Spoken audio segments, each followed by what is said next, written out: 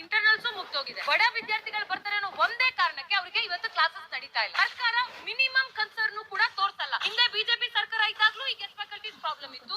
ಇವತ್ತು ಕಾಂಗ್ರೆಸ್ ಸರ್ಕಾರ ಇದ್ದಾಗ್ಲೂ guest faculties problem continue ಆಗ್ತಾ ಇದೆ. ಬಲಿಪಶುಗಳಾಗ್ತಾ ಇರೋದು ನಾವು ವಿದ್ಯಾರ್ಥಿಗಳು. ಒಂದು ಗೋಡೆ ನೋಡ್ಕೊಂಡು ವಾಪಸ್ ಹೋಗೋ ಹಾಗೆ ಒಂದು ತಿಂಗಳು ಇದೇ ಕತೆ ನಡೆದಿದೆ. ನಮ್ಮ ಕಾಲೇಜಿಗೆ ಗೌರ್ಮೆಂಟ್ ಸ್ಕೂಲ್ ಹಾಕಿ ತಪ್ಪು ಮಾಡ್ಬಿಟ್ವಿ. ಸಾಲ ಸೂಲ ಮಾಡಿ ಪ್ರೈವೇಟ್ ಹಾಕ್ಬೇಕಿತ್ತು. ಎಲ್ಲಾ ಶ್ರೀಮಂತರ ಪರ ಆಗಿರುತ್ತೆ ಹೊತ್ತು ಯಾವತ್ತೂ ಕೂಡ ಬಡವ್ರ ಪರ ಪಾಲಿಸಿ ಇವ್ರು ತರ್ತಾ ಇಲ್ಲ. ಗೊತ್ತಿಲ್ಲದೆ ಇರೋ ವಿಷಯ ಅಂತೂ ಖಂಡಿತ ಅಲ್ಲ ಸರ್. ಸರ್ಕಾರಕ್ಕೆ ಗೊತ್ತು. ಈಗಾಗಲೇ ಗೌರ್ಮೆಂಟ್ ಡಿಗ್ರಿ ಕಾಲೇಜ್ಗಳು ಇಡೀ ಕರ್ನಾಟಕದಲ್ಲಿ ಶುರುವಾಗಿ ಒಂದು ತಿಂಗಳು ಕಳೆದಿದೆ. ಒಂದು ತಿಂಗಳು ಕಳೆದಿದ್ರು ಕೂಡ ಗೌರ್ಮೆಂಟ್ ಡಿಗ್ರಿ ಕಾಲೇಜ್ಗಳಲ್ಲಿ ಲೆಕ್ಚರರ್ಸ್ ಇಲ್ಲ ಅನ್ನೋ ಒಂದೇ ಕಾರಣಕ್ಕೆ ಕ್ಲಾಸಸ್ ನಡೆದಿಲ್ಲ. ಅದೇ ಪ್ರೈವೇಟ್ ಕಾಲೇಜ್ಗಳಲ್ಲಿ ಒನ್ ರೌಂಡ್ ಆಫ್ ಇಂಟರ್ನಲ್ಸ್ ಮುಗ್ದೋಗಿದೆ. ಅವ್ರುಗಳು ನೆಕ್ಸ್ಟ್ ಎಕ್ಸಾಮ್ಸ್ ರೆಡಿ ಆಗ್ತಾ ಇದಾರೆ.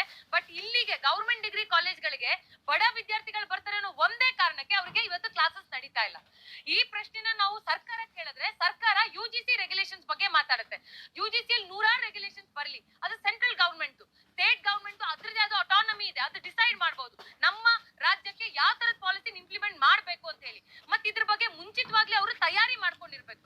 ಪದವಿ ಕಾಲೇಜ್ಗಳ ಅಡ್ಮಿಷನ್ಸ್ ಆಗ್ತಾ ಇದೆ ಅಂದ್ರೆ ಕ್ಲಾಸಸ್ ಶುರು ಆಗುತ್ತೆ ಅಂತ. ಕ್ಲಾಸಸ್ ಶುರು ಆಗುತ್ತೆ ಅಂದ್ರೆ ಲೆಕ್ಚರರ್ಸ್ ಬೇಕು ಅಂತ. ಇದು ಗೊತ್ತಿದ್ದು ಕೂಡ ಸರ್ಕಾರ ಮಿನಿಮಮ್ ಕನ್ಸರ್ನ್ ಕೂಡ ತೋರ್ಸಲ್ಲ. ಇದು ಈ ವರ್ಷ ಮಾತ್ರ ನಡೆದಿದೆ ಅಂತ ಅಲ್ಲ. ಹಿಂದೆ ಬಿಜೆಪಿ ಸರ್ಕಾರ ಇದ್ದಾಗ್ಲೂ ಈ ಗೆಸ್ಟ್ ಫ್ಯಾಕಲ್ಟೀಸ್ ಪ್ರಾಬ್ಲಮ್ ಇತ್ತು. ಇವತ್ತು ಕಾಂಗ್ರೆಸ್ ಸರ್ಕಾರ ಇದ್ದಾಗ್ಲೂ ಗೆಸ್ಟ್ ಫ್ಯಾಕಲ್ಟೀಸ್ ಪ್ರಾಬ್ಲಮ್ ಕಂಟಿನ್ಯೂ ಆಗ್ತಾ ಇದೆ. ಇನ್ನೊಂದ್ ಕಡೆ ಕೋರ್ಟ್ ಪ್ರೊಸೀಡಿಂಗ್ಸ್ ಆಗ್ತಾ ಇದೆ, ಸ್ಟೇ ಅಲ್ಲಿ ಇದೆ ಅಂತ ಹೇಳಿ ಅದು ಕೂಡ ಒಂದ್ ವಿಷಯ ನಮ್ಗೆ ಗಮನಕ್ಕೆ ತರ್ತಾರೆ. ಬಟ್ ಈ ಯುಜಿಸಿ ರೆಗ್ಯುಲೇಷನ್ಸ್ ಆಗ್ಲಿ ಅಥವಾ ಕೋರ್ಟ್ ಪ್ರೊಸೀಡಿಂಗ್ಸ್ ಆಗ್ಲಿ ಯಾವ್ದ್ರದೇ ತಗೊಂಡ್ರು ಬಲಿಪಶುಗಳಾಗ್ತಾ ಇರೋದು ನಾವು ವಿದ್ಯಾರ್ಥಿಗಳು. ನಾವುಗಳು ಪ್ರತಿದಿನ ಮನೆ ಮಠ ಬಿಟ್ಟು ಎಷ್ಟೋ ಕಿಲೋಮೀಟರ್ ದೂರದಿಂದ ಗೌರ್ಮೆಂಟ್ ಕಾಲೇಜಲ್ಲಿ ಹುಡ್ಕೊಂಡ್ ಬರ್ತೀವಿ.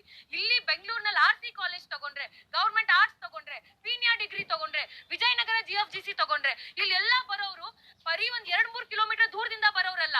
16, 18, 24 ಕಿಲೋಮೀಟರ್ ದೂರದಿಂದ ಬೆಳಗ್ಗೆಯಿಂದ ಎದ್ದು ರೆಡಿಯಾಗಿ ಬರ್ತೀವಿ. ನಾವು ಬಂದು ಗೋಡೆ ನೋಡ್ಕೊಂಡು ವಾಪಸ್ ಹೋಗೋ ಹಾಗೆ ಒಂದು ತಿಂಗಳು ಇದೇ ಕತೆ ನಡೆದಿದೆ ನಮ್ದು. ಸರ್ಕಾರ ಏನು ಸುಬ್ಬು ಹೇಳ್ತಾ ಇದೆ ಸರ್, ಈಗಾಗ್ಲೇ ಅವ್ರು ಕೊಡ್ತಾರೋ ಒಂದೇ ಕಾರಣ ಯುಜಿಸಿ ರೆಗ್ಯುಲೇಷನ್ ಫಾಲೋ ಮಾಡ್ಬೇಕು. ಏನ್ ಹೇಳುತ್ತೆ ಯುಜಿಸಿ ರೆಗ್ಯುಲೇಷನ್? PhD ಪಾಸ್ ಮಾಡಿರೋರು, PhD ಮುಗಿಸಿರೋ, ಡಾಕ್ಟರೇಟ್ ಇರೋರು ಮಾತ್ರ ಇವತ್ತು ಗೆಸ್ಟ್ ಫ್ಯಾಕಲ್ಟೀಸ್ ಆಗ್ಬೇಕು ಅಂತ ಹೇಳ್ತಾ ಇದೆ.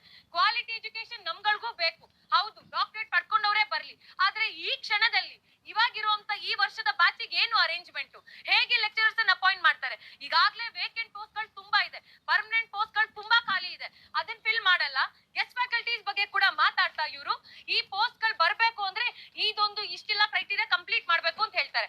ಇದ್ರ ವಿಷಯ, ಇದ್ರ ಆಲ್ಟರ್ನೇಟ್ ಅರೇಂಜ್ಮೆಂಟ್ ಸರ್ಕಾರ ಜವಾಬ್ದಾರಿ ತಗೊಂಡು ನೇರವಾಗಿ ಅಪಾಯಿಂಟ್ಮೆಂಟ್ ಮಾಡೋ ಕಡೆ ಅವರು ಗಮನ ಹರಿಸಬೇಕು ಅನ್ನೋದು ನಮ್ಮ ಬೇಕಾಗಿರುವಂತಹ ಸಂಖ್ಯೆ. ಗೆಸ್ಟ್ ಫ್ಯಾಕಲ್ಟಿ ಸಂಖ್ಯೆ 25,000. ಯಾಕಂದ್ರೆ ಎಲ್ಲಾ ಗವರ್ಮೆಂಟ್ ಡಿಗ್ರಿ ಕಾಲೇಜಲ್ಲಿ ಮೋರ್ ದೆನ್ 60% ಗೆಸ್ಟ್ ಫ್ಯಾಕಲ್ಟೀಸ್ ಇಂದಾನೇನೆ ಕಾಲೇಜ್ ನಡೆಯೋದು. ಇದೀಗಾಗ್ಲೇ ಗೊತ್ತಿರುವಂತ ವಿಷಯ. ಯಾಕಂದ್ರೆ ಪರ್ಮನೆಂಟ್ ಪೋಸ್ಟ್ ಗಳು ಖಾಲಿ ಬಿದ್ದಿದೆ. ಇಲ್ಲಿ ಮಾತ್ರ ಅಲ್ಲ, ಸ್ಕೂಲ್ಗಳಲ್ಲೂ ಇದೆ, PU ಕಾಲೇಜ್ಗಳಲ್ಲೂ ಇದೆ ಗತಿ, ಎಂಜಿನಿಯರಿಂಗ್ ಕಾಲೇಜಸ್ ಅಲ್ಲೂ ಇದೆ ಗತಿ. ಅಂದ್ರೆ ಗವರ್ಮೆಂಟ್ ಇನ್ಸ್ಟಿಟ್ಯೂಷನ್ಸ್ ಅಲ್ಲಿ ಎಲ್ಲಾ ತರದ ಪ್ರಾಬ್ಲಮ್ ಗಳನ್ನ ತಂದಿಡ್ತಾ ಇದ್ದಾರೆ.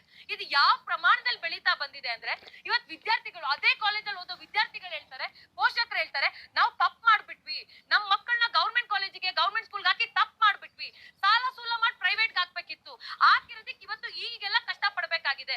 ಟೆಸ್ಟ್ಗಳು ಸೆಪ್ಟೆಂಬರ್ ಮಂತ್ ಇಂದ ಶುರು ಆಗುತ್ತೆ, ಇಂಟರ್ನಲ್ಸ್ ಅಂತ ಹೇಳಿ. ಎಕ್ಸಾಮ್ಸ್ ಇನ್ 2 ತಿಂಗಳಲ್ಲಿ ಶುರು ಆಗುತ್ತೆ. ಒಂದು ಪಾಠ ನಡೆದಿಲ್ಲ ಆದ್ರೆ ಅವ್ರು ಎಕ್ಸಾಮ್ ಕೂತ್ಕೊಬೇಕು, ಆದ್ರೆ ಅವ್ರು ಇಂಟರ್ನಲ್ಸ್ ಬರಿಬೇಕು. ಬಡ ಮಕ್ಕಳು ಅನ್ನೋ ಒಂದೇ ಕಾರಣಕ್ಕೆ ಈ ನೀತಿ ಎಷ್ಟು ಸರಿ? ಎಲ್ಲಾ ಸರ್ತಿ education policy, employment policy, women safety policy ಎಲ್ಲಾ ಶ್ರೀಮಂತರ ಪರ ಆಗಿರುತ್ತೆ ಹೊತ್ತು ಯಾವತ್ತೂ ಕೂಡ ಬಡವ್ರ ಪರ ಪಾಲಿಸಿ ಇವ್ರು ತರ್ತಾ ಇಲ್ಲ. ಇದನ್ನ ನಾವು ನೇರವಾಗಿ ಸರ್ಕಾರಗಳಿಗೆ ಕೇಳ್ತಾ ಇದ್ದೀವಿ. ಎಷ್ಟು ಅಂತ ಹೆಂಗ್ ಹೇಳಿ ಸರ್? ನಾನು ವಿದ್ಯಾರ್ಥಿಗಳು ಆಕ್ಚುಲಿ ಯಾರು ಗವರ್ಮೆಂಟ್ ಡಿಗ್ರಿ ಕಾಲೇಜಿಗೆ ಬರ್ತಾರೆ, ಇಲ್ಲಿ ಇರೋರ್ನ ನೀವು ಕೇಳಿ, ಗವರ್ಮೆಂಟ್ ಡಿಗ್ರಿ ಕಾಲೇಜಿಗೆ ಬರೋ 80% ಸ್ಟೂಡೆಂಟ್ಸ್ ಪಾರ್ಟ್ ಟೈಮ್ ಜಾಬ್ ಹೋಗುವಂತವ್ರು. ಅವರು ಕೆಲಸ ಮಾಡಿ ದುಡ್ಡನ್ನ ಸಂಪಾದಿ ಮಿನಿಮಮ್ ಅಡ್ಮಿಷನ್ ರೆಡಿ ಮಾಡಿ ಬರ್ತಾ ಇದ್ದಾರೆ ಅವ್ರ ಕಾಲೇಜಿಗೆ. ಅಂತ ಮಕ್ಳ ಮೇಲೆ ಅನ್ಯಾಯ ನಡೀತಾ ಇದೆ. ಯಾಕೆ? ಅವ್ರು ಕಲಿಬೇಕು, ದೊಡ್ಡ ಆಫೀಸರ್ ಆಗ್ಬೇಕು ಅಂತ ಯೋಚನೆ ಮಾಡ್ತಾ ಇದೆ, ಅದಕ್ಕೆ ಅನ್ಯಾಯ ಆಗ್ತಾ ಇದೆ. ಎಷ್ಟೊಂದ್ ಜನ ನಾ ಹೇಳ್ದಂಗೆ ಟ್ರಾವೆಲ್ ಮಾಡ್ಕೊಂಡು ಬರ್ತಾ ಇದಾರೆ, ಅವರ್ಗಳ ಗಟ್ಲೆ ಬಸ್ ಅಲ್ಲಿ ರಶ್ ಇದ್ರು ನಿಂತ್ಕೊಂಡ್ ಬರ್ತಾ ಇದಾರೆ ಕ್ಲಾಸ್ ಕೇಳೋದಕ್ಕೆ. ಬಟ್ ಕ್ಲಾಸಸ್ ನಡೀತಾ ಇಲ್ಲ. ಇವಾಗ ನಾವ್ ಇನ್ಯಾರನ್ನಾದ್ರೂ ಕೇಳಿದ್ರೆ ನಾವ್ ಏನು ಮಾಡಕ್ಕಾಗಲ್ಲ, ಸರ್ಕಾರ ಅಪಾಯಿಂಟ್ ಮಾಡೋವರೆಗೂ ಕಾಯ್ಬೇಕು ಅಂತ ಅವ್ರು ಹೇಳ್ತಾರೆ. ಇಡೀ ದಿನದಲ್ಲಿ ಒಂದೇ ಒಂದು ಕ್ಲಾಸ್ ನಡೆದ್ರೆ ಅದೇ ಹೆಚ್ಚು ಸರ್, ಇದು ಪರಿಸ್ಥಿತಿ.